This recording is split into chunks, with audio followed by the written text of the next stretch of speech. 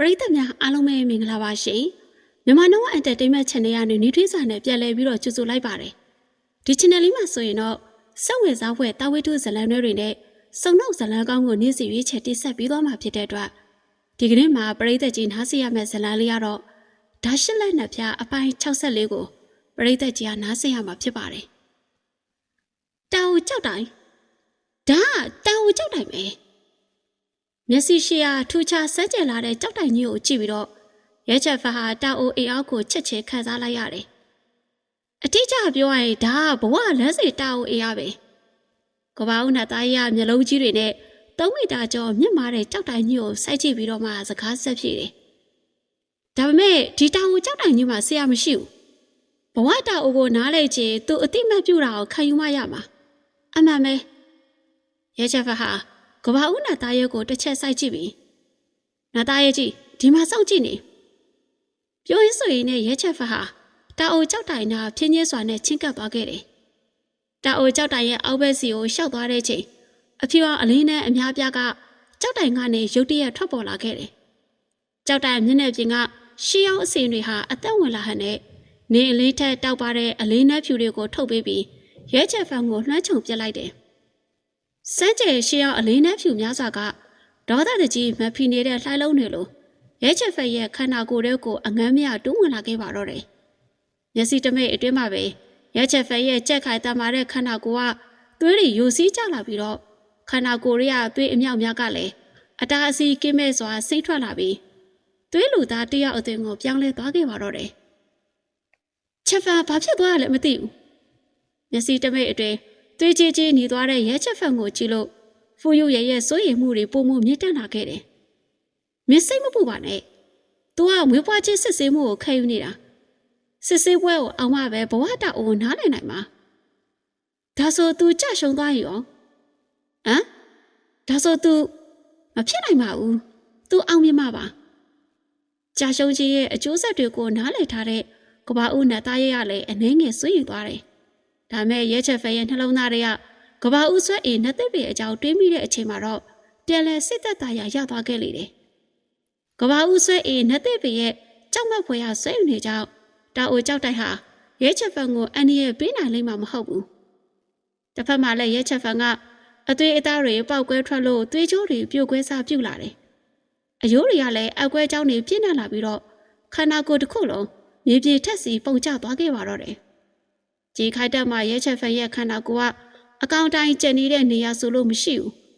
လူတကောလုံးကသွေးလဲလိမ်ဖြစ်နေပြီးတော့ဆွဲငင်အားနဲ့ဖြစ်ချေခံရတဲ့လားရုပ်ပြက်ဆင်းပြက်ဖြစ်လာခဲ့ပါတယ်ပြင်ပထိခိုက်မှုတွေပို့လို့ပြင်းထန်လာတာနဲ့အမျှဘဝတာအိုကိုပို့ပြီးနားလည်လာခဲ့တယ်နောက်အုံနောက်ကဘဝတာအိုအမှတ်သားတွေကိုနားလည်ဖို့အပြည့်အထန်ကြိုးစားနေတယ်တာအိုအင်အားကတကယ်ကိုစမ်းကြည့်တာပဲခန္ဓာကိုယ်ဟာဘဝတာအိုအမှတ်သားကြောင့်ဖြည့်ဆည်းခံလိုက်ရတယ်ဆိုပေမဲ့ရဲချက်ဖက်ရဲ့စိတ်ဝိညာဉ်ကအလွန်ရှင်းလင်းနေတယ်။နောက်အုံနောက်ကိုအသုံးချလို့ဘဝလမ်းစီရဲ့လေးနှမှုကိုပို့ပြီးဆူဆန့်လေးလာနေခဲ့ကဘဝတာအိုနားလည်ရေးလုပ်ငန်းစဉ်မှာအလုံးစုံနှမြုပ်ထားလိုက်တယ်။မကြခင်မှာပဲရဲချက်ဖက်ရဲ့ပျက်စီးနေတဲ့ခန္ဓာကိုယ်ဟာထိတ်လန့်ဖွယ်အမြန်နှုန်းနဲ့ပြက်လက်ကောင်းမွန်လာခဲ့တယ်။ကျိုးပြတ်သွားတဲ့သွေးကြောတွေနဲ့အယိုးတွေကလည်းပုံမှန်အတိုင်းဖြစ်လာခဲ့တယ်။စိတ်မပူပါနဲ့တော့ငါပြောတာပဲရဲချက်ဖက်ဘာမှမဖြစ်ပါဘူးလို့ဘဝတာအိုကသူ့ကိုမချိချောက်နိုင်ဘူးတာအိုကြောက်တိုင်ရဲ့မွေးဖွားခြင်းစစ်ဆေးပွဲကိုအောင်မြင်သွားတဲ့ရဲချက်ဖက်ကြောင့်ကဘာဦးနာသားရဲ့ဟာဖိုးယူရဲ့ကိုကြည့်ပြီးဖြင်းချင်းစွာနဲ့ဆူလာခဲ့တယ်ဒီလိုနဲ့အချိန်တွေတွေး၍ကောက်ဆုံးသွားပြီးတော့ရဲချက်ဖက်ဟာတာအိုကြောက်တိုင်အောက်မှာတမလီခွေထိုင်လို့ရရှိထားတဲ့ညံအလင်းတွေကိုနားလည်ရင်စူးစမ်းနေခဲ့တယ်အချိန်ကောက်ဆုံးလာတာနဲ့အမျှဘဝတာအိုနားလည်နိုင်စမ်းကလည်းပို့ပြီးတော့မှနှက်ဆိုင်လာပြီးပထမဆုံးသောဘဝတာအိုအမှတ်သားကိုချင်းချင်းစွာနဲ့နားလည်သွားလိမ့်တယ်ပထမဆုံးသောဘဝတာကိုအမှတ်သားကိုနားလည်ပြီးနောက်အုံနောက်ဟာဒုတိယမြောက်တတိယမြောက်အမှတ်သားတွေကိုလျင်မြန်စွာနဲ့ခွဲချက်စိတ်ပြနေခဲ့တယ်ရဲချက်ဖန်ကဘဝတာကိုအမှတ်သား9ခုကိုနားလည်ဖို့12ရက်မြောက်သာအချိန်ယူရပြီးတော့3 မီတာကျော်မြင့်မားတဲ့ဘဝတာကိုကြောက်တိုင်ကြီးကရုတ်တရက်ပေါက်ကွဲထွက်သွားခဲ့ပါတော့တယ်ပေါက်ကွဲသွားတဲ့ကြောက်သားတွေရဲ့ဂျာကနေအဖြူအောင်တာကိုအလင်းတန်းတွေထွက်ပေါ်လာပြီးပင်လယ်ပြင်ကိုဖျက်လို့စစ်စစ်နေတဲ့မြစ်တစင်းတစ်ဖွဲရဲချက်ဖက်ရဲ့ခန္ဓာကိုယ်တွေကိုတဟုန်တို့စီးဝင်သွားခဲ့တယ်။သမုဒ္ဒရာတစ်ခုလား ညာပြလာတဲ့ဆွေးရင်တွေဟာအလုံးရင်းနဲ့ဝင်ရောက်လာမှုကြောင့်ရဲချက်ဖက်ရဲ့ခန္ဓာကိုယ်ဟာအကွဲရာတွေပေါ်ထွက်လာပြီးတော့သွေးတွေကလည်းယူစီးကျလာပြန်တယ်။တိစံရဲချက်ဖက်တီတော့မထင်နဲ့။တာကိုကြောက်တိုင်ကတခုခုနဲ့ဆက်ဆက်နေရလား။မဟုတ်ရင်ရဲချက်ဖက်ဒီလိုဖြစ်မှာမဟုတ်ဘူး။ခန္ဓာကိုယ်တစ်ခုလုံးဘောလုံးတစ်လုံးလိုဖောင်းကားနေတဲ့ရဲချက်ဖက်ကိုကြည့်ပြီးတော့ကဘာဦးနတ်သားရဲ့တန်တရားဝင်စားပြုတ်လာတယ်။နတ်သားရဲ့ကြည့်ချက်ဖက်ကိုကိုညှိလို့မရဘူးလား။အလွန်အမင်းနာကျင်နေပုံရတဲ့အချိန်မီပောက်ကွဲသွားနိုင်တဲ့ရဲချက်ဖက်ကိုကြည့်ပြီးတော့ဖူးယူရဲ့နှလုံးသားတစ်ခုလုံးခုတ်ပေါက်လာခဲ့တယ်။မရှိဘူး။အရာအလုံးကသူ့အပေါ်မှာပဲမူတည်တယ်။ကဘာဦးနတ်သားရဲ့ခေါင်းခါလို့ရဲချက်ဖက်ကိုသာတိတ်တဆိတ်စောင့်ကြည့်နေတယ်။ဒါဘလို့ဆွဲရင်မျိုးလဲ။တာအိုကြောက်တိုင်ပောက်ကွဲမှုကနေပေါ်ထွက်လာတဲ့ဆွဲရင်တွေဟာကိုခန္ဓာရဲ့ခန္ဓာရည်ကိုကျုပ်လို့နေပြီမို့ရဲချက်ဖက်ဟာအကြောင်းရင်းကိုလျင်မြန်စွာနဲ့တွေးတောရှာဖွေနေခဲ့တယ်။ကဘာဦးဆွဲအိမ်နဲ့သိပင်သာခန္ဓာကိုယ်ရဲ့ဆွဲရင်တွေကိုဖိနှိပ်မထားဘူးဆိုရင်ကြောက်မက်ဖွယ်ဆွဲရင်လောင်းတွေကရုတ်တရက်စီးဝင်မှုကြောင့်ခန္ဓာကိုယ်တစ်ခုလုံးပောက်ကွဲသွားနိုင်တယ်။ရဲချက်ဖက်ကကဘာဦးဆွဲအိမ်နဲ့သိပင်ကိုဖြင်းချင်းစွာနဲ့ထိန်းချုပ်လို့ဆွဲရင်တွေကိုဖိနှိပ်ထားလိုက်တယ်။ဒါပေမဲ့ဆွဲရင်လောင်းတွေကဆက်လက်တိုးဝင်နေစေဖြစ်ပြီးတော့တခြားနီးလန်းသာရှာမတွေးခဲ့ဘူးဆိုရင်ခန္ဓာကိုယ်ဟာအနှင်းနဲ့အမြန်ပောက်ကွဲသွားနိုင်တယ်။ဟုတ်ပြီ။နက်ခန္ဓာကိုယ်စီအသွင်ပြောင်းလဲခြင်းဒီဆွဲရင်တွေကိုအဓိကအဆိုင်မှတ်တွေစီပို့ပြီးတော့မ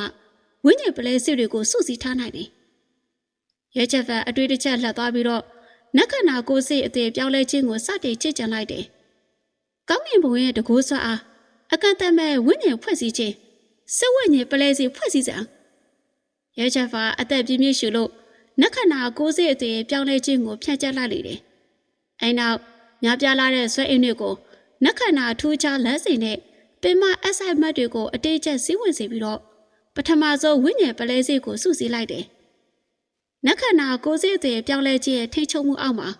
ကိုယ်ခန္ဓာကနေများပြားလာတဲ့ဆွဲရင်တွေကထွက်ပေါက်ရှောက်တွေ့သွားတဲ့အလားအဆိုင်မှတ်တဲ့ကိုအယူမှုစည်းဝင်သွားခဲ့တယ်။မကြခင်မှာပဲပောက်ကွဲလို့နီးနီးဖြစ်နေတဲ့ရဲချက်ဖက်ရဲ့ခန္ဓာကိုယ်ကပုံမှန်အတိုင်းပြည့်ဖြစ်သွားခဲ့ပါတော့တယ်။ရဲချက်ဖက်မှာရှုပ်ဝက်ချက်တွေဘလောက်တောင်မှရှိနေရလဲ။ကဘာဦးနတ်သားရဲ့ဟာ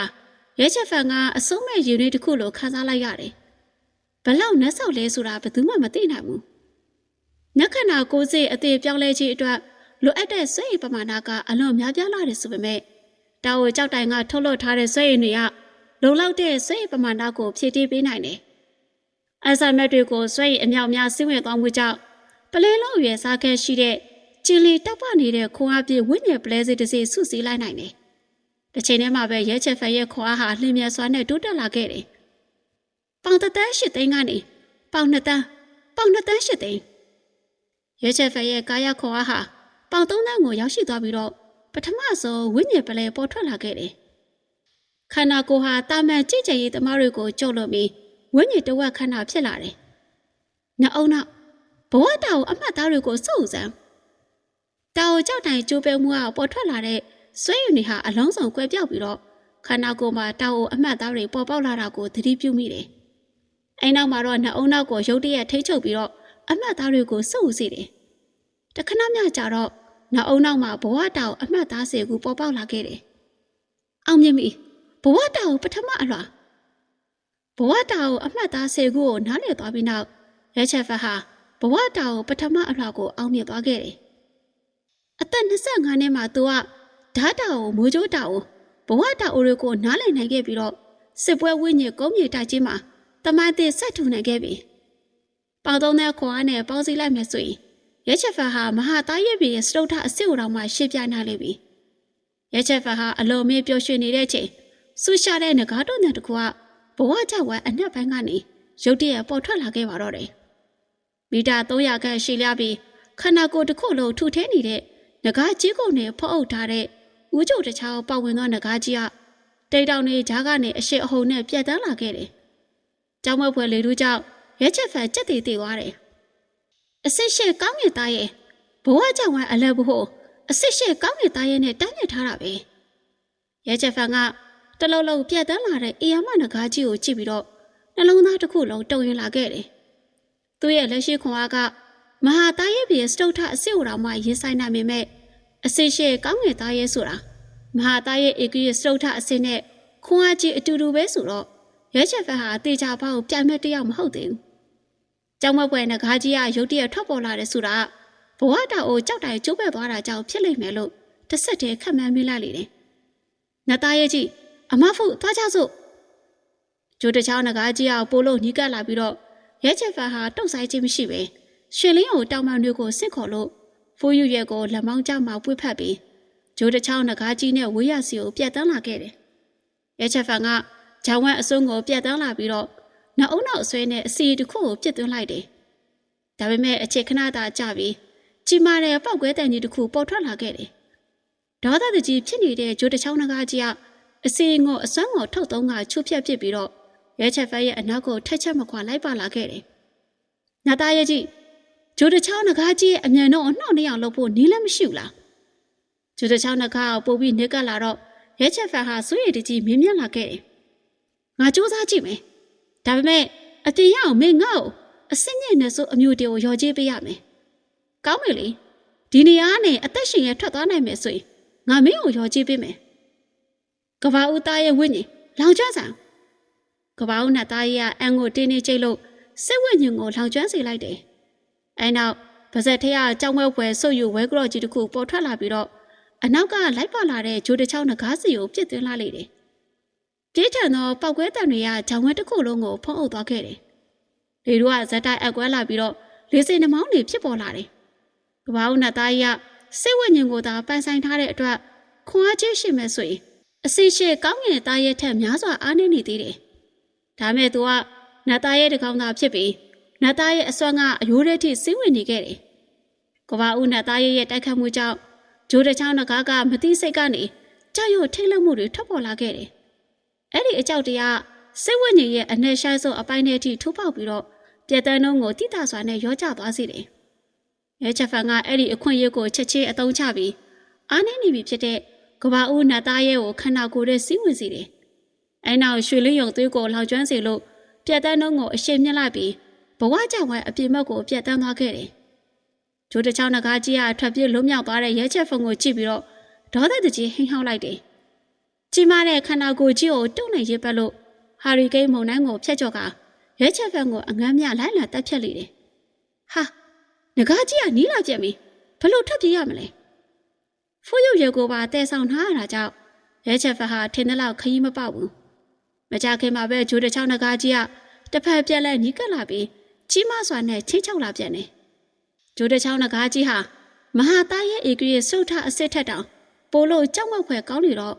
ရဲချက်ဖက်ဟာအသက်ဝိညာဉ်ကြည်စင်ကိုအတုံးပြုတ်နေအောင်မလွတ်မြောက်နိုင်ဘူးအဲ့ဒီချိန်ရဲချက်ဖက်ရဲ့ခွန်အားပြည့်စစ်ဝိညာဉ်ကတောင်တန်းအနက်ပိုင်းတနေရာကတတဝါတစ်ခေါက်ကိုရုတ်တရက်သတိရောက်သွားတယ်အစစ်ရှိကောင်းနေတဲ့ရဲ့တက်မြောက်ဝင်တောင်တန်းရဲ့အလဲပိုင်းမှာအစစ်ရှိကောင်းနေတဲ့ရဲ့တစ်ခေါက်ရှိကြောင်ရုတ်တရက်သတိရောက်သွားပြီးတော့ရဲချက်ဖက်ရဲ့မျက်လုံးနဲ့အယောင်တောက်သွားတယ်အဲနောက်ရွှေလင်းရုံတောင်ပန်တွေကိုပြည့်ထက်စွာနဲ့ရိုက်ခတ်လို့တက်မြောက်ဝင်ရှိတဲ့အလဲပိုင်းစီကိုအာချီပြတ်တန်းသွားခဲ့တယ်မကြခင်မှာပဲမီတာပေါင်းရာချီရှည်လျားတဲ့ရှေးရောက်တစ်ပင်ကြီးတွေကိုကျော်လွန်လာခဲ့တယ်။အဲနောက်တောင်ကုန်းငယ်တစ်ခုခန့်အရွယ်စားရှိပြီးတော့ထူထဲတဲ့ရှေးရောက်အမွှေးမြင်တွေဖုံးအုပ်ထားတဲ့တက်မြောက်ဝင်ကြီးတစ်ကောင်ကရေတကိုရဲ့အောက်မှာလဲလျောင်းနေတာကိုမြဝတစ်တီတွေ့မြင်လိုက်ရတယ်။တက်မြောက်ဝင်ကြီးကရဲချက်ဖန်နဲ့ဂျိုးတချောင်းနဂါရဲ့ပြတ်တမ်းမှုကြောင့်အိတ်ဆက်နေရာကနေအနှောက်အယှက်ဖြစ်သွားဟန်နဲ့အေယာမမျက်လုံးကြီးတွေကိုဖွင့်လိုက်လေတယ်။ပြီးတော့ရဲချက်ဖန်နဲ့ဂျိုးတချောင်းနဂါကိုမြင်တဲ့အခါမြဝန်းတွေကအနီးအောင်ပြောင်းသွားပြီးရှီလျားတဲ့တောင်ပန်တွေနဲ့လေဟန်တွေကိုဖောက်ပြီးပြေးထွက်လာခဲ့တယ်။လေစီကြောင်အသက်ဝင်စားတမ်းမြောက်ဝင်ရဲ့ကြောက်ဝက်ဖွယ်တက်ခတ်မှုကြောင့်ရဲချက်ဖက်ဟာမရဏတောင်တန်းမှာလေးကျိတ်ထားတဲ့လေစီကြောင်အမှုပညာအတိုင်းကိုချက်ချေအသုံးချလိုက်တယ်။ခန္ဓာကိုယ်တစ်ခုလုံးကလေစီကြောင်တစ်ခုအသွင်ပြောင်းလဲပြီးတော့အချိန်တစ်ခဏအတွင်းပြတ်တမ်းမှုကိုသုံးစားတိုးမြင့်လာလေတယ်။မျက်စိရှိမှပြတ်တမ်းသွားတဲ့ရဲချက်ဖက်နဲ့ဖိုးရုပ်ရဲ့ကြောင့်တမ်းမြောက်ဝင်ကြီးကဒေါသမီးဟုံဟုံတောက်သွားတယ်။ပေါင်တန်းပေါင်းများစွာပတ်ဝေနေတဲ့လဝါကြီးကကောင်းကင်ထက်ကနေကျဆင်းလာပြီးရဲချက်ဖန်ကိုငါးတစ်ခေါက်လုံးဖိချလိုက်လေတယ်။ဒါပေမဲ့ရဲချက်ဖန်ရဲ့လေစီကြောက်တိုင်းကအဆွတ်ထက်ပြီးတော့တမ်းမြောက်ဝင်ရဲ့တက်ခတ်မှုကနေလက်မတွေလေးလွတ်မြောက်သွားခဲ့တယ်။ကြီးမားလာတဲ့လဝါကြီးဟာမြေပြင်တက်ကိုကျဆင်းလို့ကြီးမားသောအကွဲအကြောင်းကြီးနဲ့ဂျမ်းခွဲတစ်ခုဖြစ်တည်လာခဲ့တယ်။အဲ့ဒီအခိုက်အတန့်မှာပဲအနောက်ကနေလိုက်ပါလာတဲ့ဂျိုးတချောင်းနဂါကြီးဟာဒေါသတကြီးဖြစ်နေတဲ့တံမြောက်ဝင်ကြောင်နှောက်ယှက်ခံလိုက်ရပြီးကျဲလောင်စွာနဲ့အဟဲလိုက်လေတယ် ဂျိုတချောင်းကမင်းကရိုက်ပြလိုက်ကြည်လားငါပိုင်နဲ့ထဲကိုလာပြီးငါအိတ်နေတာကိုနှောက်ရှက်ရဲတယ်တမ်းမြဝင်ကြီးကအေယာမပါဇက်ကြီးကိုဟာလို့နဆူဆွဲအိမ်လှမ်းတွေကိုထုတ်လို့ပြီးဂျိုတချောင်းငကားကိုစတင်တက်ခတ်လိုက်လေတယ်တမ်းမြဝင်အခုကတက်ခတ်နေရမယ့်အချိန်မဟုတ်ဘူးအဲ့ကောင်လေးကိုမလွတ်စေနဲ့ဂျိုတချောင်းငကားကြီးဟာပါဇက်ကျဲကြီးကိုဟာလို့ကျဲလောင်စွာနဲ့အော်ဟစ်ပြီးကြီးမားတဲ့ခန္ဓာကိုယ်ကြီးကလေထဲမှာတွန့်လည်လွှင့်မျောနေတယ်ဒါကငါပိုင်နဲ့နော်မင်းကငါ့ကိုလာပြီးအမိတ်ပေးနေရလားမင်းကတက်ခတ်ချင်နေရလားတမ်းမြဝင်ဟာဂျိုတချောင်းငကားရဲ့သတိပေးချက်ကိုလစ်လူရှုလို့ဒေါသတကြီးဟိန်ဟောက်နေလေတယ်တမ်းမြဝင်အဲ့ဒီကောင်လေးကဘလို့နီးလန်းနေတုံးလိုက်လည်းမသိဘူးဘဝကြောင့်အလေကဘို့ကြောက်တာကြီးကျိုးသွားပြီအခုကြောင်ဝဲတစ်ခုလိုကမဖြစ်နေပြီတိတ်မကြကေတက်ရှိဆွဲရင်အကုန်လုံးထိခိုက်စီတော့မှာအဲ့ဒီချိန်ကျရဲ့မင်းရောငါရောအစ်စ်ကိုကောင်းရည်သားရဲ့အဖြစ်အစ်စ်တက်လို့မရတော့ဘာဘို့ကြောက်တိုင်ကျိုးသွားပြီဟုတ်လားဒီသတင်းကိုကြတော့တမ်းမြဝင်ကြီးရဲ့နေရနေတဲ့မျက်လုံးကနေမီးတောက်တွေထွက်ပေါ်ပြီးဒေါသတကြီးအော်ဟစ်လိုက်လေတယ်အဲနောက်ဂျိုတချောင်းငကားနဲ့အတူရဲချက်ဖန်ရဲ့အနောက်ကိုလိုက်ပါလာခဲ့တယ်ဒါမဲ့ရဲချက်ဖန်ကတမ်းမြဝင်ကိုအတုံးချလို့ဂျိုတချောင်းငကားကြီးကိုအချိန်ဆွဲထားခြင်းဖြစ်ပြီးတော့ဘဝထွက်ပေါက်ရှိရာစီကိုအလှိမြန်ပြတ်တန်းလာခဲ့တယ်မိနစ်30ခန်းကြာပြီးတဲ့နောက်မှာတော့လေစီးကြောင်တစ်ခုတွင်ပြတ်တန်းနေတဲ့ရဲချက်ဖန်ဟာထွက်ပေါက်အစီရှိရာစီကိုရောက်ရှိလာခဲ့တယ်အနောက်မှာလည်းအမျက်ချောင်းချောင်းထွက်နေတဲ့တမ်းမြဝင်နဲ့ဂျိုတချောင်းငကားကြီးအောင်ပို့လို့နီးကပ်လာခဲ့တယ်နောက်အုံနောက်စီကဝိညာဉ်အလင်းနဲ့တစ်ခုပေါ်ထွက်လာပြီးအစီရင်ကိုဆုတ်ပြဲပစ်ပြီးနောက်ဖိုးရုံရဲ့နဲ့အတူတူအလင်းစလို့တိုးထွက်လာလေတယ်အဲ့ဒီချိန်တမ်းမြဝင်နဲ့ဂျိုတချောင်းငကားကြီးဟာအစီရင်ကိုခွန်အားကိုတုံးလို့ဖျက်ဆီးနေကြပြီးအစီရင်မျက်နှာပြက်မှာတိတ်ကူအိမ်တရံအက်ကွဲကြောင်းနေပေါ်ထွက်လာခဲ့ပါတော့တယ်နောက်ဆုံးမှာတော့အစီတစ်ခုလုံးပျက်စီးသွားပေမဲ့ရဲချက်ဖန်ကပျောက်ဆုံးသွားခဲ့တယ်လူသားတွေငါမင်းတို့ကိုတတ်မယ်ဂျိုတချောင်းငကားကြီးကကျဲလောင်စွာဟင်းဟောက်ပြီးအမုန်းတရားတွေပြည့်နှက်လာခဲ့တယ်ဒါမဲ့ဘဝမရဏတင်ញိုင်ကြီးကအလွန်ကြီးမားပြီးတော့ကောင်းရည်သားရဲ့နှစ်ကောင်နဲ့ရဲချက်ဖန်ကိုရှောက်ဖွေတယ်ဆိုတာကာယိုးပုံတွေကအဲ့တချောင်းကိုရှားသလိုပဲနေရခက်ကြပြီးနောက်မနာမနေပြတ်တန်းလာခဲ့တဲ့ရဲချက်ဖန်ဟာဘဝမရဏတင်ញိုင်ကနေထွက်ခွာလို့ရေခဲနဲ့တောအုပ်ထဲကိုဘေးကင်းစွာနဲ့ပြန်လည်ရောက်ရှိသွားခဲ့ပါတော့တယ်မြောက်ပင်လယ်မြို့တော်ဟာကြီးမားပြီးစီကားလာပြီတယ်နေ့စဉ်နဲ့အများရှားပါရတနာတွေရောင်းဝယ်ဖောက်ကားနေပြီးတော့ကောင်းကင်နဲ့ကဘာမြေဝိညာဉ်ရတနာတွေတောင်မှနေရအတီးတီးကနေစီးဝင်နေကြတယ်ကြည်ကြံသူအများပြမြောက်ပင်လယ်မြို့ကိုအမျက်တစင်ဝင်ထွက်သွားလာနေပြီးတော့လေလံပွဲနဲ့ရတနာခမ်းမမှာသူတို့ရဲ့နှလုံးသားကိုလှုပ်ရှားစေနိုင်တဲ့ရတနာတွေကိုဝယ်ယူလေးရှိကြတယ်မြောက်ပင်လယ်မြို့တော်နောက်ဆုံးတော့ရောက်ခဲ့ပြီရေခဲနဲ့တောအုပ်ကထွက်လာပြီးတဲ့နောက်မှာတော့ရဲချက်ဖန်နဲ့ဖူးယူရဟာလူသားရေပြမျက်နှာဖုံးတွေကိုချုပ်ပြီးမူလာတရံနဲ့ခရီးနှင်ခဲ့ကြတယ်။ရန်အနေခဲ့ကြတော့မြောက်ပေလဲမြို့တော်ကိုရောက်ရှိလာခဲ့ကြပါတယ်။အမဖုကောင်းကင်ဘုံခမ်းမကိုသွားနေတာဘာသတင်းတွေများသိချင်လို့လဲ။ရဲချက်ဖန်ဟာစီကားနေတဲ့လူအုပ်ကြီးကိုဖျက်လို့မြို့ထဲစီကိုလမ်းလျှောက်လာရင်ကဖူးယူရဲကိုလှမ်းမိလိုက်လေတယ်။ငါသိချင်တာငါမိသားစုကအခုမြောက်ပေလဲမြို့တော်ရောက်နေသလားဆိုတာပဲ။အမဖုကမြောက်ပေလဲမြို့တော်ကလားမဟုတ်ပါဘူးငါအနောက်ပိုင်းကုန်းမြေတိုက်ကြီးရလာတာဒါပေမဲ့ငါမိသားစုကအနောက်ပိုင်းမှာအင်အားအကြီးဆုံးဖြစ်တဲ့ငိုကျုံးအင်အားစုကြောင့်ပြည့်စည်သွားတယ်လေလူနည်းစုပဲအသက်ရှင်ကျန်ခဲ့တာတိတ်မကြခင်ကပဲသတိတစ်ခုရခဲ့တယ်ငါရဲ့တတိယဦးလေးကမြောက်ပင်လေမြို့တော်မှာတဲ့ဒါကြောင့်ငါလာရှာတာမရဏဘွားတင်ချိုင်းမှာတေကြီးနဲ့ရှေချင်းကိုရဲချက်ဖန်နဲ့အတူတူတွေ့ကြုံခဲ့ပြီးနောက်ဖိုးယူရီဟာရဲချက်ဖန်ကိုယာနှုံးပြည့်ယုံကြည်သွားပြီးတော့တစုံတရာဖုံးကွယ်ခြင်းမပြုတော့အနောက်ပိုင်းမိုးကျုံးအင်အားစုလားမိုးကျုံးအင်အားစုကဘလောက်တောင်မှအင်အားကြီးလို့လဲသူကအစ်စ်ခုနှစ်ဂိုင်းတစ်ခုပဲ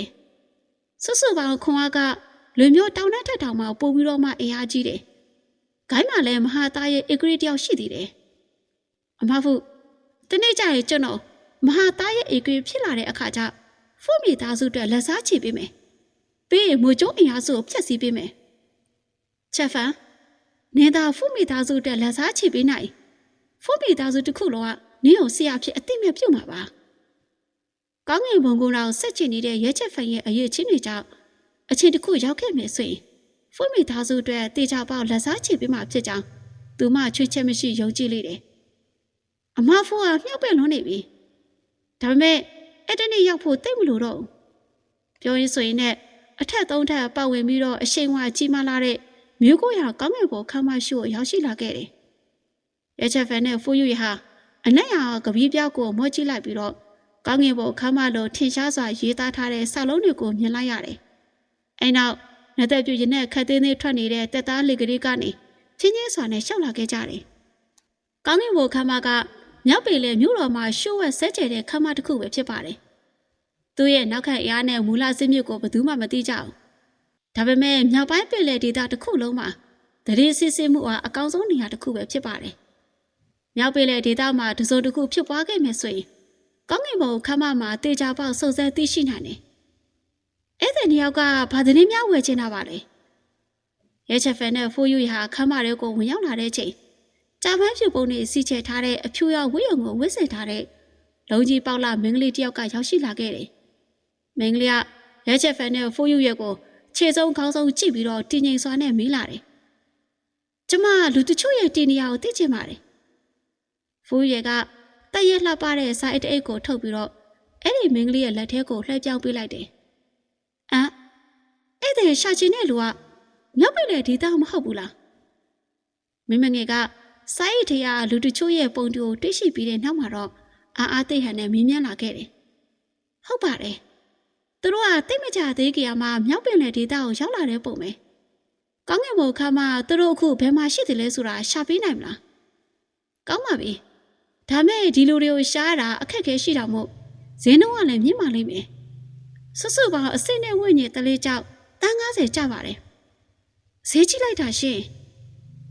ကျွန်တော်တို့အဲ့ဒီတရေကိုဝယ်ချင်တယ်။တရေအတိအကျရဖို့ဘယ်နှစ်ရက်လောက်စောက်ရမလဲ။ဝိညာဉ်တလင်းကြောက်တန်း900ပါဆိုင်ထားတဲ့ရဲချက်ဖတ်ဟာလူချမ်းသာလေးတန်းနဲ့ဝင်ရောက်ပြောဆိုလိုက်တယ်။ဝိညာဉ်တလင်းကြောက်10တန်းကိုအရင်ပေးချရပါမယ်။9ရက်ကြာတဲ့အခါကျရှိနေတဲ့ဝိညာဉ်တလင်းကြောက်တန်း40နဲ့အတူတူတရင်လာယူလို့ရပါပြီ။ကောင်းပါပြီ။ရဲချက်ဖတ်ဟာကောင်းကြီးလို့ဝိညာဉ်တလင်းကြောက်10တန်းကိုမဆိုင်မသွားချပေးလိုက်တယ်။နေအောင်မေးစရာရှိသေးလို့ဆရာငွေပေးချေပြီးမှရဲချက်ဖတ်ဟာ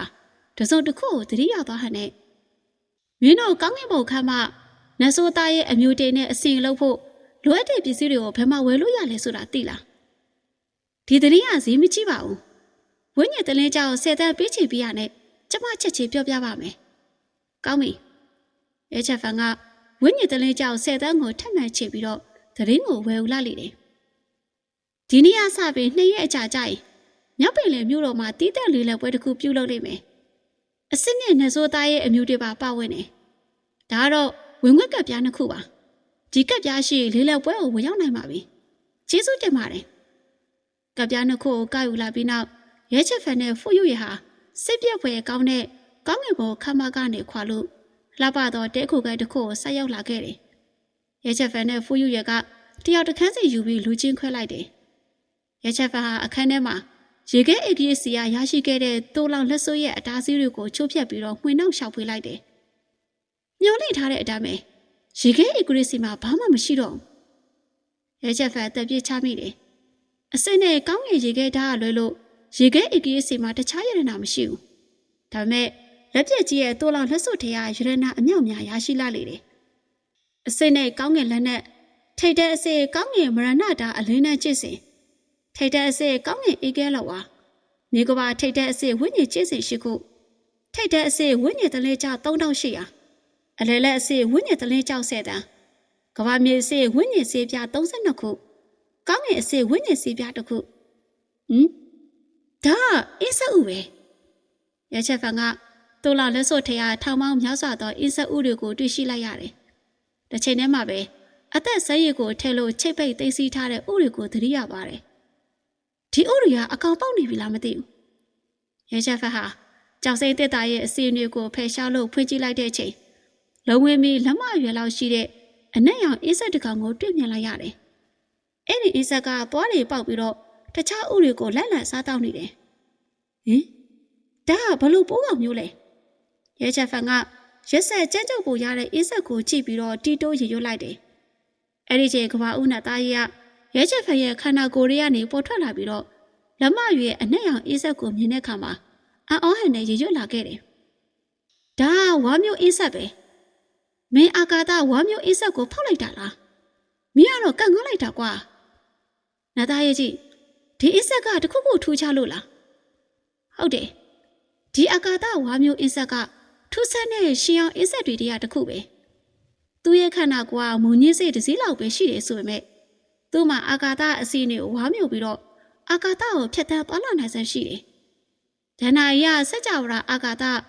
အာကာသဝါမျိုးအင်းဆက်နဲ့တနည်းတစ်ပုံဆက်ဆက်နေနိုင်နေတဲ့ဒါဆိုရင်ဒီအာကာသဝါမျိုးအင်းဆက်ကတကယ်ကိုခွန်အားကြီးတာပဲဒါပေါ့သူအရွယ်ရောက်လာတဲ့အခါအာကာသကိုဝါမျိုးပြီးတော့အာကာသအကွဲကြောင်းနေဖွင့်ပေးနိုင်တယ်ဒါဆိုရင်မင်းစိတ်ရှိသလိုသွားလာလို့ရပြီနတ်သားရဲ့သူ့ကိုမွေးမြူဖို့နီးလန်းရှိလားသူကအခုမှအကောင်ပေါက်စပဲရှိသေးတာဆိုတော့အယောင်အားနေသေးတယ်သူ့ရဲ့အစွမ်းတွေကအခုမှပေါ်ပေါက်စပဲရှိသေးတာအာကာသဝါမျိုးအင်းဆက်ကိုပြောထောင်မှုကမင်းရဲ့သွေးကိုတုံးလိုက်ရုံပဲ49ရက်အတွင်းမင်းနဲ့အရင်ဒီဆုံးဆက်ဆက်ရေးကိုတိဆောက်နိုင်လိမ့်မယ်ကောင်းပြီရဲချက်ဖက်ဟာခေါင်းညှိလိုက်ပြီးနောက်လက်ဖြားထစ်ကိုမဆိုင်မသွားကြိုက်ချလို့ကြောက်စိမ်တက်တာတဲ့ကိုသွေးဆက်အများပြားချပေးလိုက်လေတယ်လက်ပြက်ကြီးရဲ့သူ့လောက်လက်စွပ်ထဲကရရှိထားတဲ့ထောင်ပေါင်းများစွာသောဥတွေကိုလည်းစားသုံးမှုထည့်ပေးလိုက်လေတယ်အလုံးစုံပြီးမြောက်တဲ့အခါမှာတော့ကြောက်စိမ်တက်တာကိုအစီအနေနဲ့ပြန်လဲချစ်ပစ်ပြီးသူ့လောက်လက်စွပ်ထဲကိုပြန်လဲထည့်ထားလိုက်တယ်အဲဒီနောက်မှာတော့2ရက်အကြာမှကျင်းပမဲ့လေလံဝဲကိုစောင့်စားရင်းကအခက်ပိတ်ချစ်ချင်နေလိုက်တယ်နည်းနည်းစောစောမှာတော့နေအောင်ကြီးဟာရှက်သွေးပြနေတဲ့မမပြိုလေးရဲ့ပါးပြည့်တဲ့ဖွဲခက်ရဲရဲနေလို့အရှိကောင်းငင်ကနေပေါ်ထွက်လာခဲ့တယ်အရာဆုံးနည်းနည်းခင်းက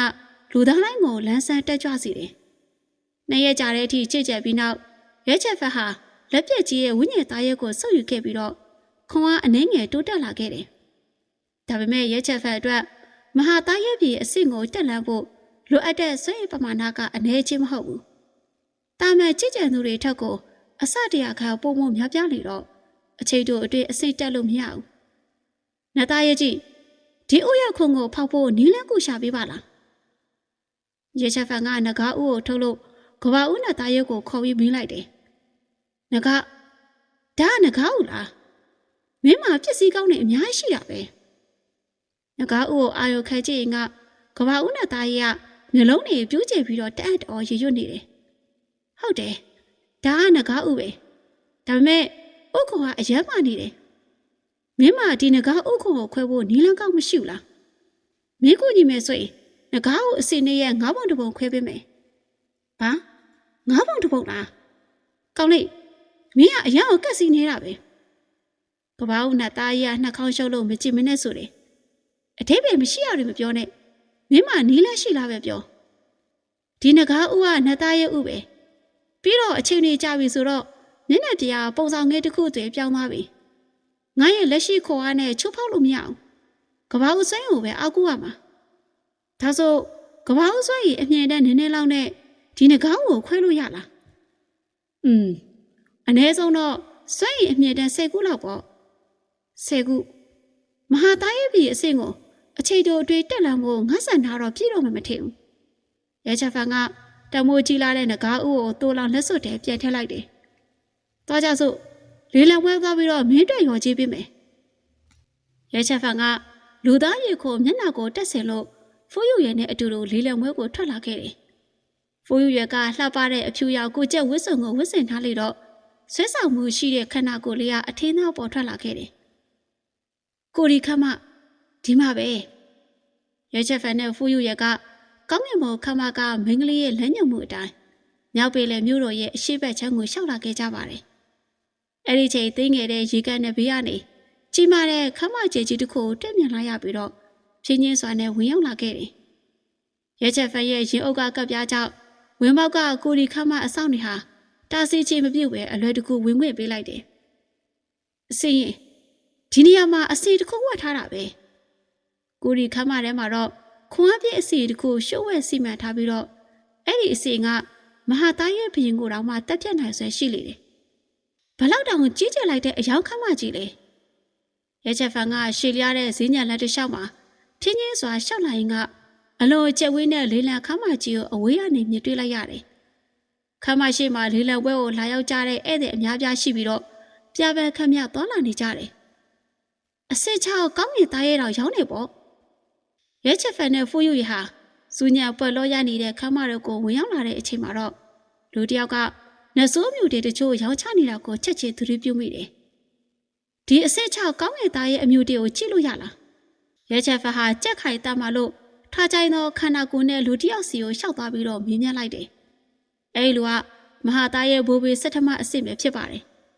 ဒီလူကဦးကောင်းကိုညှင်းသားစွာပြင်လို့ရဲချက်ဖန်ကိုအမူအရာကင်းမဲ့စွာနဲ့ကြည့်ရှုလိုက်လေတယ်ရတယ်ခမရဒီနဲ့စိုးမြူတွေကိုဘာနဲ့လဲချက်လဲရဲချက်ဖန်ကစိတ်ဝိညာဉ်နဲ့အသေးချာစူးစမ်းကြည့်ပြီးမှအစစ်ချောက်ကောင်းငယ်သားရဲ့အမျိုးတွေကိုဝယ်ယူဖို့ဆုံးဖြတ်လိုက်တယ်အဲ့ဒီနဲ့စိုးမြူတွေကကျုပ်တက်နဲ့ရင်းပြီးတော့ရလာခဲ့တာပဲထိတ်တန်းအစစ်ကောင်းငယ်ကျစ်စီတစ်ခုဒါမှမဟုတ်ကောင်းငယ်အစစ်ဝိညာဉ်စေးပြားနှလုံးနဲ့လဲမယ်ကောင်းပြီသဘောတူတယ်ရဲချက်ဖန်ကအလုံးမေးပြောရှိပြီးလက်ပြက်ကြီးစီကရရှိထားတဲ့ရေခဲလဝါတိုင်းကျစ်စင်ကိုအဲ့ဒီလူစီလွှဲပြောင်းပေးလိုက်တယ်ဒါရေခဲနန်းတော်ရဲ့ရေခဲလဝါတိုင်းပဲခမရဘယ်လိုရလာတာလဲဒီလူဟာလက်ထရကျစ်စင်စာရွက်ကိုဖွင့်ကြည့်ပြီးနောက်ထိတ်လန့်အောင်ပြီးတော့ရဲချက်ဖန်ကိုစူးစူးဆက်ဆိုင်ကြည့်လာတယ်ဒီလူရဲ့အတန်ကဘေးပပလေးရလူအများပြားကိုဆွဲဆောင်လိုက်သလိုဖြစ်သွားတယ်ကျုပ်ကတားရဲမြူတီကိုဒီရေခဲလဝါတိုင်းနဲ့လဲကျင်တာဘာလဲမရအောင်လားလဲမှာပေါ့ရောင်းချသူမျိုးသားကရေခဲလဝါတိုင်းရဲ့အဆွတ်သက်တည်ကိုမသိပဲမနေဘူးရေခဲလဝါတိုင်းကိုသာအသုံးပြုနိုင်မှာကတက်ခတ်ရဲ့အဆွတ်တွေဟာတမဟုတ်ကြီးတိုးတက်လာပြီးတော့တုတ်ဆိုင်ခြင်းမရှိလက်ခံလိုက်လေတယ်နေအောင်အစ်ဆက်ဆက်တဲ့ကိုရုတ်တရက်ထွက်ပေါ်လာတယ်ရေခဲနန်းတော်ကကျွင်းကျင်သူနှစ်ယောက်ကအဖြူရောင်တိုင်းတာအုပ်ဝစ်စုံတွေကိုဝစ်ဆင်ထားပြီးတော့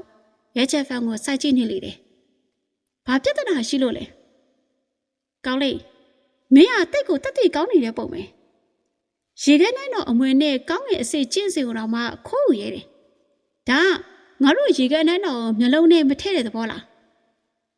အနှဲငယ်အရက်ရှိပြီးငွေဓာတ်ကိုကိုက်ဆောင်ထားတဲ့ရေခဲနိုင်တော့ကျွမ်းကျင်သူတယောက်ကဒေါနဲ့မောနဲ့ဆူလာခဲ့တယ်ကျေးဇူးပြုပြီးငါ့ကိုပြဿနာရှာခြင်းနဲ့ဆိုရင်တော့ဒီတောက်ပိုကောင်းတဲ့အကြောင်းပြချက်တစ်ခုကိုရှာတဲ့နေရေခဲနန်းတော်ကအမွေနဲ့ကိုခိုးအောင်ရေခဲနန်းတော်ကဘလောက်တောင်မှကြီးကျယ်နေလို့လဲရဲချက်ဖန်ကပြုံးပြီးခေါင်းငါလိုက်တယ်ရေခဲနန်းတော်ကကျွဲကြည့်သူနှစ်ယောက်ကရဲချက်ဖန်ဟာဒီမြရဲတီးလိုက်မယ်လို့ထင်မထားဘူးရေခဲနန်းတော်ကိုပါပျောက်ပျောက်တင်းတင်းစော်ကားခံလိုက်ရတဲ့အတွက်ဒေါသမီဟုံဟုံတောက်သွားပြီးတော့လူသက်အော်ရာတွေကိုထုတ်လွှတ်လိုက်လေတယ်အဲ့တဲ့၃ယောက်ကိုရီခမမှာတက်ခတ်ချီကိုတားမြစ်ထားပါတယ်ကျေးဇူးပြုပြီးတော့ဒီအဖိုးကြီးမျက်နှာပြည့်ရအောင်မလုပ်ကြပါနဲ့တက်ခိုက်တော့မဲ့အချိန်မှာပဲဆန်ဖြူအဖိုးကိုတယောက်ကရုတ်တရက်ရောက်ချလာပြီးတော့အတန်ခက်ချေချေနဲ့ပြောဆိုလာခဲ့တယ်မဟာသားရဲ့ပြေဆန်ဖြူအဖိုးကမဟာသားရဲ့ပြေပထမအစစ်ဖြစ်ကြောင်းသိလိုက်ရတဲ့အချိန်မှာတော့ရဲချက်ဖဟာကြိတ်ပြုံးလိုက်မိတယ်အဲနောက်ရေခဲနဲ့တော့ကျွင်းကျစ်သူနှစ်ယောက်ကိုလှည့်မကြည့်တော့ပဲရေခဲလဝါတိုင်းနဲ့အစစ်ချကောင်းငင်သားရဲ့အမျိုးတေကိုအလဲလဲလှုပ်လိုက်တယ်ကောင်းလေးမင်းစောင့်နေလိုက်ဆန်ဖြူအဖိုးအိုရဲ့ခွာကြောင့်ရေခဲနန်းတော်ကကျွဲကြည့်သူနှစ်ယောက်ဟာချက်ချီကိုရှိတက်လို့ဒေါသကိုမျိုးသိပ်ပြီးထွက်ခွာသွားခဲ့တယ်။မင်းပြဿနာမဖြစ်ချင်ဘူးဆိုရင်မြင်းမြတ်ထွက်သွားတော့မဟုတ်ရင်တခြားရေခဲနန်းတော်ကကျွဲကြည့်သူတွေပါရောက်လာရင်ပြတ်ထွက်နိုင်မှာမဟုတ်တော့ဘူး။ရေခဲနန်းတော်ကျွဲကြည့်သူနှစ်ယောက်ဟာဒေါသတကြီးပြက်လဲထွက်ခွာသွားပြီးနောက်ဆန်ဖြူအဖိုးအိုကရဲချက်ဖန်ကိုကြည့်ပြီးတော့မှကျင်နာစွာနဲ့သတိပေးလေတယ်။ကျွန်တော်သတိပေးတာကျေးဇူးတင်ပါတယ်။ဒါမဲ့ရေခဲနန်းတော်ရဲ့အမွေနဲ့ချင်းစင်ကိုတော့လူမြင့်ဝင်းမှာအသုံးပြုရတယ်ဆိုတာသူတို့လက်စားချိန်မှာတော့ကြောက်မနေဘူးရဲချက်ဖန်ကပြုံးယူလို့ဖိုးယူရွယ်နဲ့အတူတူလေးလံပွဲကိုဝင်ရောက်သွားခဲ့တယ်သူဟာမဟာသားရဲ့ဘရင်များစွာတက်ဖြတ်ခဲ့တာကြောင့်ရတနာအမြောက်များနဲ့အမွေနဲ့များစွာရရှိထားလေတယ်တနင်္လာရီအတွင်းမှာပဲကောင်းငယ်သားရဲ့အမျိုးတေ၅ခုနဲ့အစီအတွက်လိုအပ်သောပစ္စည်းအများပြားကိုဝယ်ယူလိုက်တယ်အစိတ်ဖြည့်စေး၃ပလင်းနဲ့ကောင်းငင်အစစ်ဝိညာဉ်စေးပြား2ပြားကိုဖိုးယူရက်ကိုလက်ဆောင်ပေးလိုက်တယ်။ရဲချက်ဖန်ရဲ့ပေါ်များလာတဲ့ရတနာတွေကြောင့်တခြားလူတွေဟာရဲချက်ဖန်ရဲ့ဇင်းမြစ်ကိုတိတ်တဆိတ်ခတ်မှန်းပြီးဖိုးယူရက်နဲ့ရဲချက်ဖန်ကိုအာယုံဆိုင်အကဲခတ်နေကြတယ်။လေလံဝဲပြီးတဲ့အခါမှာတော့ရဲချက်ဖန်ဟာဖိုးယူရက်ကိုခေါ်လို့တဲကိုခန်းကိုပြန်သွားတယ်။လမ်းတစ်လျှောက်မှာလည်းရဲချက်ဖန်ရဲ့ခွန်အားပြည့်စိတ်ဝိညာဉ်မှာနောက်ရခံလိုက်လာတဲ့လူတွေကိုတွေ့လိုက်ရပြီးတော့ရေခဲနန်းတော်ကကျွဲကြည့်သူ2ယောက်ပါဝင်နေတယ်။ဒါပေမဲ့ရဲချက်ဖန်အားသိသွားတာအဲ့ဒီကျွဲကျစ်သူနှစ်ယောက်ကတက်ခတ်ဖို့ကြိုးစားလာခြင်းမရှိဘူး ကောင်းလေးမင်းကိုရင်နေလောက်အသက်ရှင်ခွင့်ပေးလိုက်မယ်ရေခဲနန်းတော်ကကျွမ်းကျင်သူတွေရောက်တော့မှတွေ့ကြတာပေါ့ရဲချက်ဖက်တဲခုခန်းနဲ့ဝင်ရောက်သွားပြီးနောက်ရေခဲနန်းတော်ကျွမ်းကျင်သူနှစ်ယောက်ဟာဒေါသတကြီးကျင်းဝါလို့လှည့်ပြန်သွားခဲ့တယ်ဒါပေမဲ့သူတို့မသိလိုက်တာကသူတို့ရဲ့လှုပ်ရှားမှုတိုင်းကိုရဲချက်ဖက်သိရှိထားပြီးပြီဆိုတာပဲဒီလန်ဝင်းကနေဘုံကိုးစင်အစီအတွက်လိုအပ်တဲ့ပစ္စည်းတွေကိုအကုန်ရလာခဲ့ပြီကျင်းနဲ့9ရက်ကိုအစင်လုပ်ဖို့သုံးရမယ်ရဲချက်ဖက်ဟာကျေတာယာကောင်းငင်မျိုးဟာရှင်ဝူဟန်ကိုတက်ဖြတ်ပြီးနောက်တဝက်တစ်ပြက်သာရှိတော့တဲ့အစီတစ်ခုကိုရရှိခဲ့လေတယ်ဒါကြောင့်လေးလံပွဲရလိုအပ်တဲ့အစီပစ္စည်းတွေကိုဝယ်ယူပြီးတော့အစီကိုကိုပိုင်နီးလန်းနဲ့အပိသက်ဖို့ဆုံးဖြတ်လိုက်လေတယ်ဘုံကိုးစီအစီဟာရှေးဟောင်းအစီများတဲ့ကတစ်ခုဖြစ်ပြီးအလွန်ခွန်အားပြင်းလေတယ်အစီသာအသက်ဝင်လာခဲ့မယ်ဆိုရင်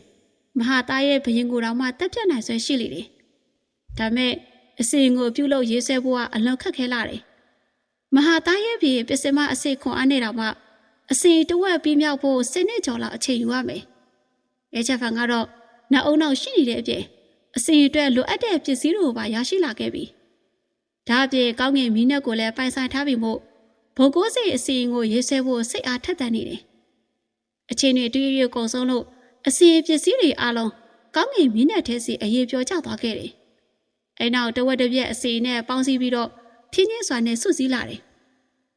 ဘုံကိုးစီအစီအတွက်လိုအပ်တဲ့ပစ္စည်းပေါင်း80ကျော်ကိုစုစည်းဖို့အချိန်3ရက်မြသာကြားလိုက်တယ်3ရက်ကြာတော့ဘုံကိုးစီအစီကပုံစံဝင်လာပြီးဖြစ်ပြီးပထမအစီပြီးမြောက်သွားခဲ့လိမ့်ပြီအစီကိုအလုံးစုံပြီးမြောက်ဖို့ကတက်ခါရေးအစီ999မျိုးနဲ့တက်ပြက်အစီတွေကိုရေးဆွဲဖို့လိုအပ်နေသေးတယ်ဒီပိုင်းကဘုံကိုးစီအစီရေးဆွဲတဲ့အခါမှာအခက်ခဲဆုံးအပိုင်းဖြစ်ပြီးတော့အမားသေးသေးလေးတောင်မှအစီတစ်ခုလုံးပြည့်စည်သွားနိုင်တယ်ရဲချက်ဖက်ဟာအသက်ပြင်းပြင်းရှူလို့အသက်ဆက်ရည်တငုံတောက်လိုက်တယ်ကုံဆုံးသွားတဲ့ဝိညာဉ်ဆွဲယူတွေကလှည့်မြဲစွာနဲ့ပြင်းပြလာပြီးတော့နှအုံနောက်ကိုအတုံးချကအစီအမှတ်သားတွေကိုစတင်ရေးဆွဲပါတော့တယ်9ရက်ခန့်ကြာတော့ရဲချက်ဖက်ဟာနှအုံနောက်အကူညီနဲ့တက်ခတ်ရေးအစီ999မျိုးကိုစုစည်းရေးဆွဲနိုင်ပြီးတော့ဘော်ကိုစိအစီကိုအောင်မြင်စွာနဲ့ပြုလုပ်နိုင်သွားလေတယ်ဒီ9ရက်အတွင်းဖူးယူရကကောင်းငင်အစီဝိညာဉ်ဆေးပြောင်းတွေကိုစုပ်ယူပြီးတော့မဟာသားရဲ့ဘိုးဘေးဒုတိယအဆင့်ကိုတက်လှမ်းပြီးရေခဲနန်းတော်ရဲ့ထိတ်သီးအမွေနှစ်တွေကိုနားလည်လာခဲ့တယ်။ဟာနောက်ဆုံးတော့အောင်မြင်ခဲ့ပြီ။ရဲချက်ဖက်ဟာတက်ပြေးချလို့ဘိုးကိုးစိအစင်ကိုကြည့်လိုက်တယ်။အစင်ကလက်ဖွားကရွယ်သားရှိသေးပေမဲ့လည်းအစင်အမှတ်သားတွေမှာစီးဆင်းနေတဲ့ကြောက်မောက်ဖွယ်ဆွေးယူနေကြအောင်ကျင်းနဲ့အားရစွာနဲ့ပြုံးလိုက်မိတယ်။ဘိုးကိုးစိအစင်ဒါနဲ့ဆိုမဟာသားရဲ့ဘေးပြစ်စမအစစ်ကိုတော့မှတက်နိုင်ပြီ။ရေခဲနန်းတော်ကလူတွေဆက်လို့ရှားစရာလူတွေတဲ့ကြုံမပြင်ထားကြမင်းတို့အောင်းလှုပ်ပြီးတော့ငရက်ကိုတဲပြပို့ပေးမယ်ကျွန်တော်တို့ရောက်ပြီရှာနေတဲ့လူတွေရဲ့သတင်းရပြီလား9ရက်ကြာပြီးနောက်မှာတော့ဖိုးယူရနဲ့ရဲချက်ဖက်ဟာလူသားအရေးကိုမျက်နှာဖုံးတွေကိုတက်ဆင်လို့ကောင်းငင်ဘိုးခမ်းမတဲ့ကိုသတင်းယူဖို့ရောက်ရှိလာခဲ့တယ်သတင်းရရှိပြီးပါပြီလက်ချက်ငွေကိုရှင်းမိတာနဲ့အဲ့လူတွေဘယ်မှာလဲဆိုတာချက်ချင်းပြောပြပေးပါမယ်ဒါဝိညာဉ်တလင်းကြောက်တန်း40ပဲအခုပြောပြတော့ရဲချက်ဖန်ကဝိညာဉ်တလင်းကြောက်တန်း40ပါတဲ့တိုးလောင်အိတ်ကိုချပေးလိုက်တယ်တိုးလောင်အိတ်ကိုလက်ခံပြီးနောက်ဖက်ချင်မီဟာတလင်းကြောက်တွေကိုအလင်းမြတ်ရေတွက်လိုက်တယ်မှန်ကန်သောပမာဏကိုတွေ့ရှိရပြီးနောက်အေးဆက်ဆက်မျက်နှာထက်မှအပြုံးတစ်ခုပေါ်လာတယ်ရှင်တို့ရှာနေတဲ့လူတွေကနောက်ဆုံးအချိန်ပေါ်လာခဲ့တာမြောက်ပင်လယ်ဒေသရဲ့အရှိတ်ဘက်ဆိုအပိုင်းကဏ္ဍရစိတ်တော်ထဲမှာပဲဒါပေမဲ့သူတို့အချိန်ကြီးကတော့တိတ်မကောင်းတော့ဘူးအဓိကအင်အားစုနှစ်ခုရဲ့လက်လက်တက်ဖြတ်ခြင်းကိုခံနေရတာဆိုတော့အချိန်မီတည်သွားနိုင်တယ်ဘယ်အင်အားစုတွေလဲဒီသတင်းကိုအသေးချေထပ်မံဝယ်ယူရပါမယ်ဝိညာဉ်တလင်းကြောက်ဘယ်လောက်လဲအစစ်နဲ့ဝိညာဉ်တလင်းကြောက်တန်90ပါဈေးကြီးလိုက်တာသတင်းကဈေးမကြီးပါဘူးဒါပေမဲ့အင်အားစုနှစ်ခုကကြောက်ဖို့ကောင်းပါတယ်ကောင်းငင်ဘုံခမ်းမဒီသတင်းကိုရောက်ချလိုက်တယ်ဆိုတာသူတို့တဲဝိုက်တဲ့နီးနဲ့စော်ကားရန်စားလိုက်တာပဲဒါကြောင့်တန်း90ရာဈေးမကြီးပါဘူးဝယ်မဲ့မဝယ်ဘူးဆိုတာအဲ့ဒီတို့ရဲ့ဆန္ဒပါကောင်းပြီလေဒီမှာအစိမ့်နဲ့ဝိညာဉ်တလင်းကြောင့်တန်း90သတင်းဝယ်မယ်တခင်လေးကတကယ်ချမ်းသာတာပဲစုံစမ်းချက်ရရှင်တို့ရှာနေတဲ့လူတွေကရေခဲနဲ့တော်ကျွမ်းကျင်သူတွေနဲ့အနောက်မူကျုံအုပ်စုလိုယူဆရတဲ့ရှိုးဝက်အရာစုတစ်ခုရဲ့လက်လက်တက်ပြက်ခြင်းကိုခံနေရတယ် ရေခဲနဲ့တော့ဘာလို့လူမျိုးတောင်တန်းကိုဆွန့်လို့ပြီးအနောက်မိုးကျုံနဲ့တစ်တဆိတ်ပူပေါင်းနေလဲဆိုတာကတော့ကျမတို့မစုံစမ်းဝတ်ပါဘူး။ဘာလို့လဲအနောက်မိုးကျုံအင်အားစုနဲ့လူမျိုးတောင်တန်းကဆက်ဆံရေးမကောင်းလား။ဆက်ဆံရေးမကောင်းတာထက်ကိုပို့ပါတယ်။အနောက်မိုးကျုံအင်အားစုက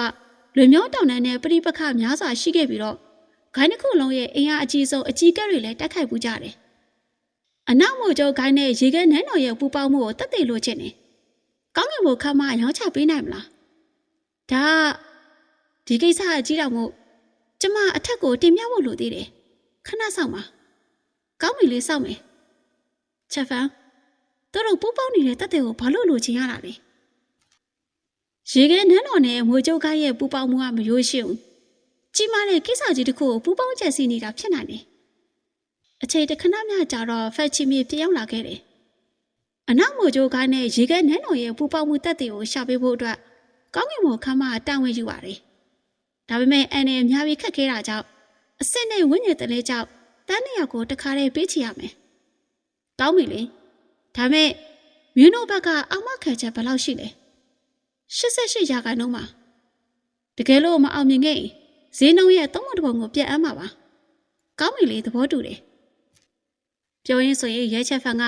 ဝိညာဉ်တလဲကြောင့်တန်းနေရကိုတခါတည်းချပေးလိုက်တယ်။ဖက်ချီမီဟာရဲချက်ဖန်ကိုတအံ့တော်စိုက်ကြည့်လာခဲ့တယ်15ရက်ကြာရင်ကောင်းကင်ဘုံခမ်းမအောင်လာခဲ့အောင်မြင်သည်ဖြစ်စေကြရှုံးသည်ဖြစ်စေကောင်းကင်ဘုံခမ်းမထိုက်တန်တာကိုပြသပေးမှာပါအဲ့နောက်ရဲချက်ဖန်နဲ့ဖူးယူရကကောင်းကင်ဘုံခမ်းမကနေချက်ချေထွက်လာခဲ့တယ်သွားကြစို့မြို့ပြင်ကရင်ကောင်းတွေကိုရှင်းမိတာနဲ့ခန္ဓာရစိတ်တော့ကိုသွားကြမယ်ကောင်းပြီဖူးယူရကစိုးရိမ်မှုကြောင့်ရဲချက်ဖန်ရဲ့နောက်ကိုအလင်းစလို့လိုက်ပါလာခဲ့တယ်ရဲချက်ဖန်မြို့ပြင်ကိုထွက်သွားတာနဲ့မြို့ရင်းကရေခဲနန်းတော်တရှိုးတွေဟာချက်ချေသတိပြုမိပြီး